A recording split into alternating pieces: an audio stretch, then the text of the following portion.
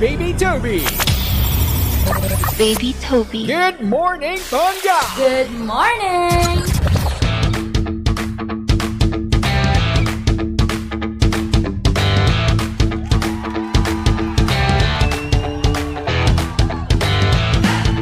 Same, pero iba. We are number 1, 6.7 Energy FM. Pangga, huwag mo sabihin radyo, sabihin mo. Good morning, Luzon, Visayas at Mindanao, Metro and Mega Manila. Siyempre, good morning din sa napakaganda, napaka-sexy, ang hot mama ng Energy, DJ Lindsay. Good morning. Magandang morning, baby Toby. Uy, napakaganda mo naman sa umaga, DJ Lindsay. I am so like garden today. Para kang paso. Gusto mo yung mukha Para kong kang paso? taong tinubuan ng paso. Ganun. Grabe ka naman. Uy, ang floral mo ngayon, ha? Gusto, With roses and everything. oo nga, Oo. flowers nga pala ito. Ano ba tawag mo dyan? Hindi kasi para lang siyang parang Ano? splash of colors lang. Flowers yan eh. Oo, ngayon ko nga lang na-realize na Alam mo flowers. naman sa akin, bungol na naman ako. Hindi ko alam kung ano yung splash ng colors Ako tsaka yung sa bungol. ano. Hindi, this time ako yung bungol. Para kasing ang mali-mali na naman ako saan mo eh. Sinasabi mo eh. Wala naman ako sinasabing mali ka. Ako nga yung kini-question ko nga yung mga kaalaman ko eh. It's so ouchy, you know? Ay naku, ang sensitive ah. Siyempre. Masyadong sensitive. Porket umuulan, sensitive. Ganun talaga. Kapag umuulan, dapat nagre-relapse tayo. Oo. Talaga ba? Ikaw, nagre-relapse ka ba? Hindi naman. Uy, Ba't ako magre-relapse? wala lang. Ano ba meron? Meron ka naaalala ng mga bagay na... Alam mo kasi, yung mga nakaraan, doon na lang yan sila. Wala na akong pakialam dyan. Talaga? Past is past. Talaga? Di porket Throwback Thursday ngayon, ito-throwback ko rin yung nararamdaman ko sa kanila. Hindi. No. Oy, dahil Throwback Thursday ngayon, magpo-post nga ako ng picture namin ni Ding Dong Dantes. Wow, ding-dong. Bakit? Hindi, kasi nakasama ko siya once. So, na-interview ko okay. siya once. Like, Ay, wow. yan. Ipapost ko yung picture Grabe, ding-dong. Ding Dong. Oh, Ding Mariang Dong. ka dyan sa palagay na yan, ha? Oy, ayaw natin ng Mm. 'Di ba, one time parang ini-issue ng mga tao pero feeling ko hindi naman talaga siya issue. Yung ano? Yung 'di ba nagkita si Ding Dong at saka si Karel. Oo. Tapos parang nag-post daw si Marian Ineme. Mm-mm. Pero feeling ko naman hindi kasi ang sabi matagal ng post 'yon. So, alam mo, ang dami nga nang i-issue, no? Ang dami kasi, una sa lahat, ngayon lang sila nagkita. Oo. Tsaka ngayon lang umusbong yung mga dati pang mga naging issue, mga na-post, di ba? Oo. Wala na, past is past na. Past is past. Parehas na silang may asawa. Oo. Di ba? Yung isa may anak na. Oo. Tapos yung isa may asawa na rin, Oo. di ba? Nakita sila, di nagkatauan. Ganun lang naman ikaw yun. ba, halimbawa, makita mo yung ex mo na happy na, tapos ikaw happy ka na rin, awkward ba for you na halimbawa, makita mo siya eye to eye? Hindi. Kasi una sa lahat, Pero na-try mo na ba? dati. Oo, meron na ako nakitang ex ko dati. Nang matagal na panahon mo na siyang hindi nakita? Oo. Oh. Parang wala lang. Oy, hi, kamusta ka? Ganun. Talaga? Oy, may jowa ka na. Nax, ganun. Wala. Kumaga na lang, normal. Diba? Walang halong eme. Oo, wala nang halong kabiteran or Talaga? what, diba? Kasi syempre, una sa lahat, nag-break naman kami ng maayos. Ayun. Diba? Oo. Hindi kasi si Ding Dong at saka si Karel yata, hindi natin alam kung paano sila nag-break dahil syempre may mga private stuff naman talaga, personal stuff silang nalalaman na hindi naman natin alam dahil tayo viewer lamang at naghihintay lang tayo ng chika, diba? So, maganda yun kung maayos yung pagbe-break ninyo tapos pag nagkita kayo Yes. eye to eye, wala na kayong bagahe ba? Diba? Excess baggage kung tawag. Baga, may closure na kayo, diba? At alam nyo na sa isa't isa na wala na talaga. Yun yung maganda. Pero kung wala naman kayong closure, di ba? Oo. Tapos nagkita kayo, siguro naman, kung matagal na naman yun, parang wala na yun. Pass is pass na nga. Pero hindi Toby. Ano naman? Sige, ganito ha. Ikaw mismo. Ito. What if ikaw may asawa at anak ka na ngayon? Oo. Nakita mo, yung ex mo, na meron ng may kasama rin, tapos nagkita kayo kunwari sa mall. Tapos may anak na din. May anak na rin. Masaya na rin siya sa buhay niya. Ano Tapos walang maging reaction mo? closure. Oo. Hayop ka! Uy! Nasa harapan ng anak mo! Paghunos dili nga linday. Hindi, charot. Ano na lang yan, binaliwalawan, brush off. Oo, kumbaga, papansinin mo o hindi? kung papansinin niya ako. Pero hindi ako magpa-first na, huy, ano na, kasi syempre, baka mamaya ma-misinterpret, bakla.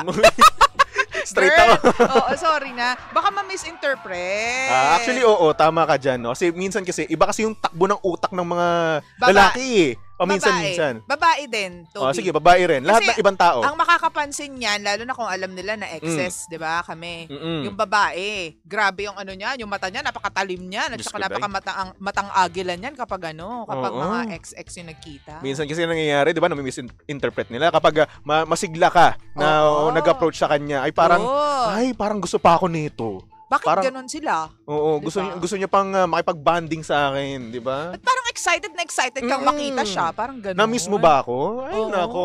Mga ganong bagay. Ay, nako, hindi. Ay, yan yung isa sa mga nakakasira sa mga pamilya. Kapag masaya na kayo, tapos nagkita kayo ng ex mo, ay, nako. Minsan naman, pag nakita mo yung ex mo, doon mo marirealize kung parang bakit mali yata yung decision mo in the past. Bakit ko ginawa to? Ganon. Ganun. Paano ko siya nagustuhan? Diba? Meron talaga tayong ganong bagay. Ikaw ba, nagkaroon ka na ng ganong pagkakataon na bakit ko to ginawa? Oo. Uy. Oo. Na-realize ko lang nung nung magkahiwalay na kami. Tapos parang, Hindi na nakapagsalita yun. hindi ba kaibig? Nabulol ka na lang bigla. Di ba? Nakakaloka. Ikaw ba? Oo naman.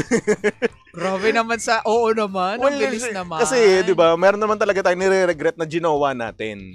Di ba? At Grabe some ka point, naman. Paano may re-regret yung taong pinroject mo in the first place nung unang panahon?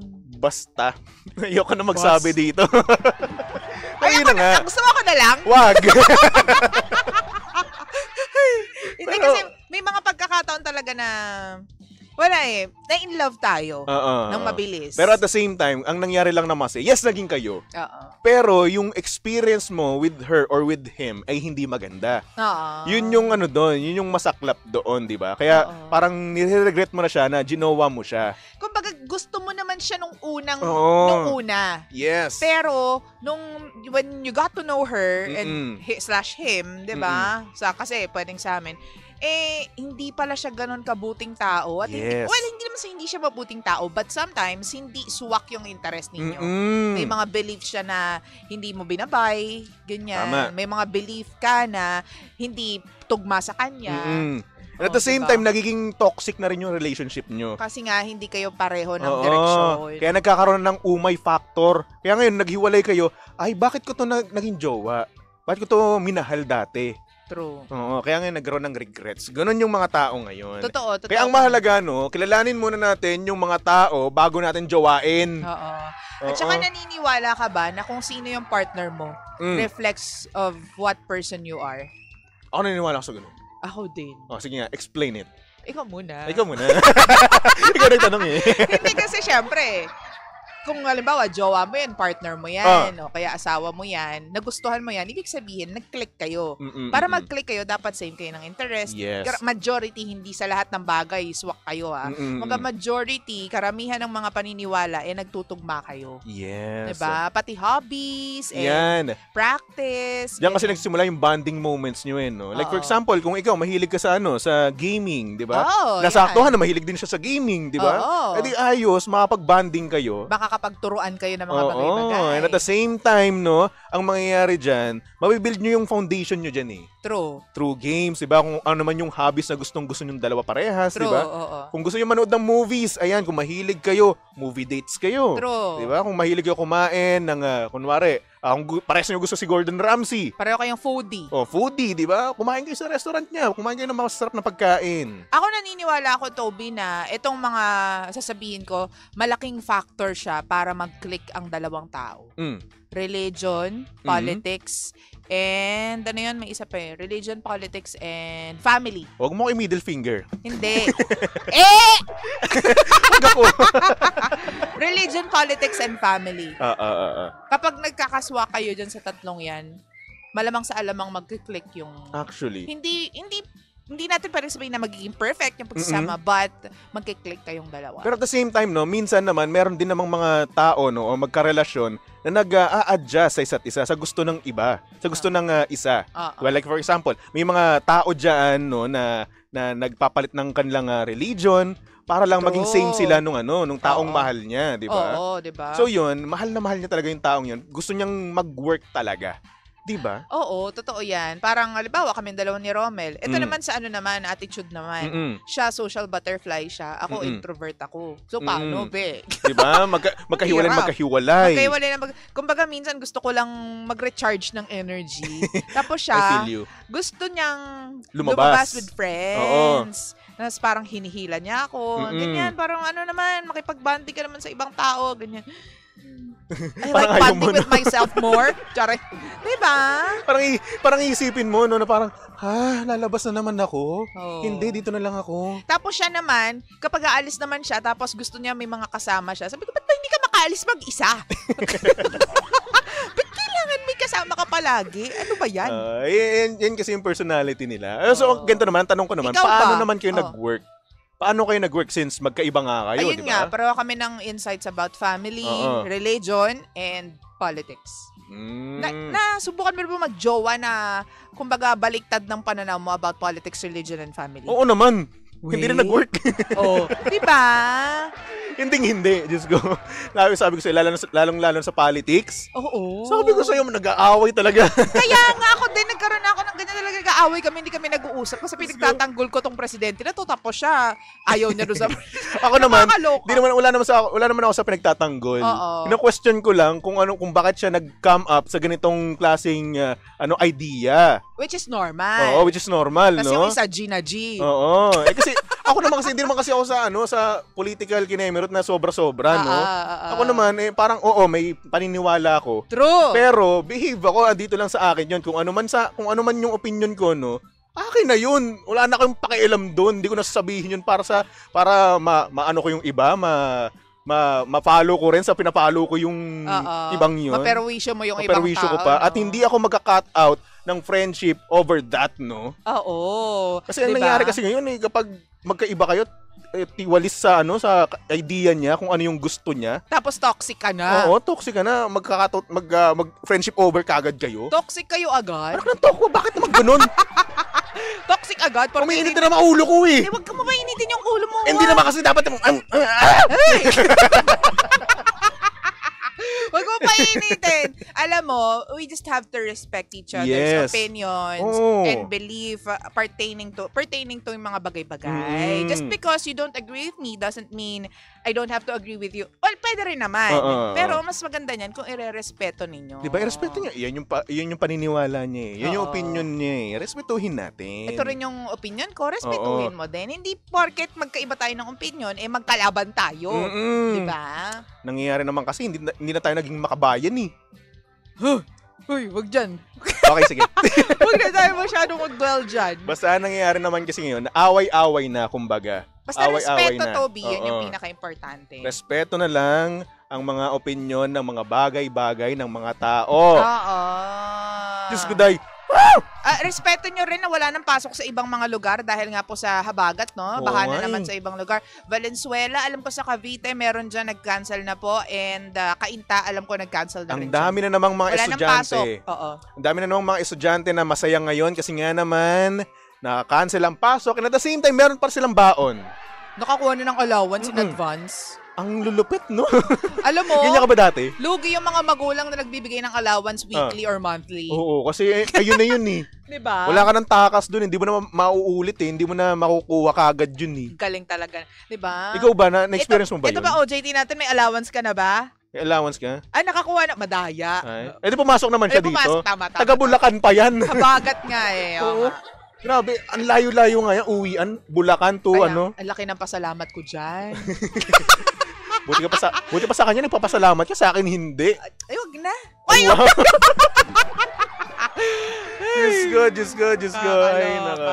Anyway. Uy, sa mga pangga natin dyan, napapasok sa kanilang mga opisina, mag-iingat po kayo, ha? Sa mga nagmomotor, ayan, medyo madulas ang kalsada, kaya naman. Hoy, ano ka? Sound effects. Uy, itigil mo na, uy. Wala Wala, sound effect lang. Motor eh. Ang galing mo naman. Yes. Binayaran ka nga. Kaya malaki sahod mo dito eh. Hindi na message kasi tayo kahapon. Ginanahan. Anyway, mag-iingat kayo ha sa mga pangga natin dyan na motorista, di ba, nagdadrive ng auto, di ba? Ayan, mag-iingat kayo. Sa mga pangga naman natin dyan na alam mo na bumabiyahe, commuter, no, payong, mahalaga po yan. Yes, payong, mahalaga yan. Sabi ito ni Josa Pobleto, ba't nagagalit si Jano Gibbs? Loko-loko to ha. Yeah. Oh. Oy, teka lang, batiin natin baka nakikinig ulit si Mama Ogs. Hello, Mama Ogs. Hello po, Mama Ogs. Uy, Mama Ogs. Hello po. Ayan. Hello din kay Yoli Regodon. Sabi niya, good morning, DJ Lense and Baby Toby. Hello. Hello. Si Sir Rain Sayer DV. Good AM dito po sa HK. Introvert partner ko at extrovert naman po ako. Pero give and take kami para walang away. Mas okay kasi nagkakaintindihan kayo kahit magkaiba kayo. Totoo naman. Oo. Kaso nga lang, ang hirap nga nun, no, magkasundo. Kapag Ang gusto hirap. nung isa na lumabas kayo, like for example, pumunta kayo sa mall, tas madami kang grupo, ikaw na, since konti lang naman ang inyong social battery, no? Oo. Yung social battery natin, madaling maubos at parang ayaw mo nang gusto mo kaagad umuwi. So, Ayaw mo nang gumala, di ba? pero dahil mahal mo yung partner mo, yung jowa mo, yung Titiisin asawa mo. you'll do it for him. At dapat gusto mo rin naman yung ginagawa mo. Huwag naman yung tipong para Pilit sa na kanya pilit, lang no? palagi, Oo. di ba? Tsaka wag naman yung kung papayag ka man, no? Wag mo sanang ipamukha sa kanya, iparamdam sa kanya na napipilitan ka sa ganung bagay. Di pa mukha mo din minsan. Ay, wag. Apakasama mo talaga. Apakaitim ng budhi mo. Hindi, para lang malaman niya na hanggang Hindi. dito lang. Dahil hanggang dito ka lang. Hindi pa ba nauuntog si Kuya Romel? Malapit na. Lagyan mo ng helmet, ha? Excuse me? O, ano na naman? Wala. Okay. Sabihin mo, nasarapan. Wag dito on air. Ay, nako. Anyway. O, mapangga, magpapaalam na ako. Susunod na, napakaganda, napaka-sexy. DJ Lindsay para sa programang Lihim ng Liham. And of course, nasama mo't nakalandian ng hot baby boy ng radyo. Walang iba kung hindi si Baby Toby. At syempre, pangga, si Baby Toby ay pwede mong stalk at i-follow sa lahat ng kanyang social media accounts. Hanapin nyo lang, Baby Toby 1067. Okay? Okay. Alright. So, mga pangga, magbalik tugtugan nga muna tayo, no? For our next song, no? Alam mo na, nagkamali ako dito, no? July 14 pa pala ang kanyang concert. Ha? Oo, si Babyface. Okay. Magko-concert dito sa Pilipinas. Oo. So, may chance pa akong bumili ng ticket niya. Ayan na. Nakanoon. Ito na yun. Moment mo na to. Kaso nga lang, wala tayong datong. Sabi na nga ba eh. Diba? Kaya yun, tingnan natin ang mga bagay-bagay. Anyway, Babyface with a song, Every Time I Close My Eyes. Dito lang yan sa estasyong same, pero iba. We are number 1, 6.7 Energy FM. Pangga, huwag mo sabihing radyo, sabihin mo.